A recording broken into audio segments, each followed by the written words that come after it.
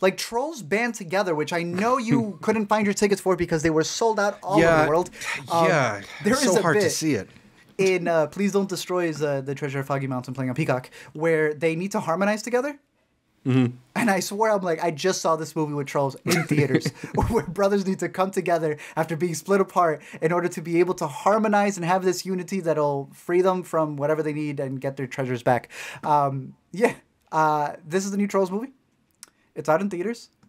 It is vulgar as can be. I don't know if you've caught any of the previous Trolls movies. The last one shook up theaters right before COVID because it decided to be VOD, made so much money, and it scared theaters that they were never going to come back. That was the first domino.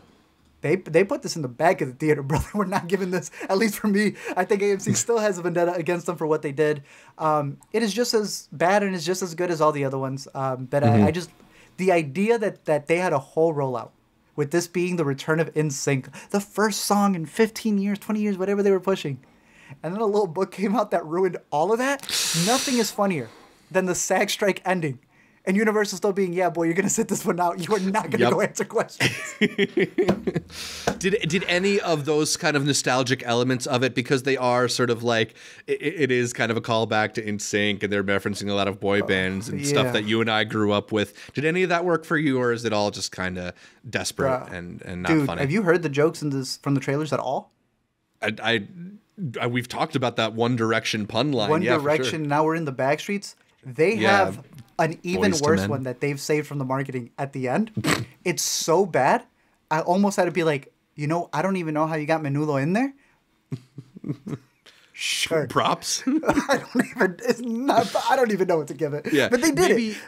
Yeah, maybe it would have been better if they had somebody other than Troye Sivan delivering the line too. You know how long it took me as well to realize that, like, the NSYNC boys aren't even playing these people. It is made up of Eric Andre, David Diggs, Troye Sivan, and Kid Cudi, who are the brothers. And I was under the impression, for some reason, that it was the NSYNC. Right, like that would have made so much more sense. Yeah, I could tell it was Eric Andre right away.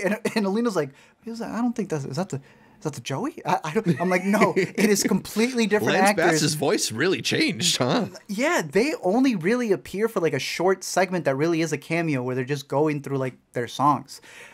Look, there's a reason why this made a lot of money during the pandemic on VOD, because this is a kids movie through and through. A lot of inappropriate jokes there, bro.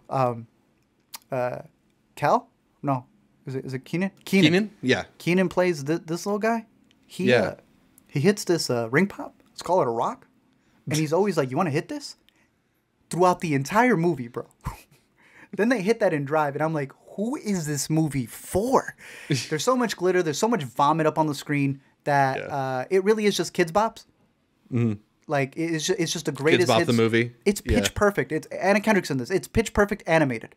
And they will literally just TikTok the songs. They'll play the segment and then jump to the next one. So we had like 2 drinks before this movie, and it still didn't fully prepare us. But if you are ready for this, drop off your kids while you go watch another movie, or just wait for this one to be out on VOD, because this is one of those tough ones where there's a lot of cringe in the movie, but it's not worse than the other ones. Okay. There you go. Not sure if that's good or bad. Take it as you will.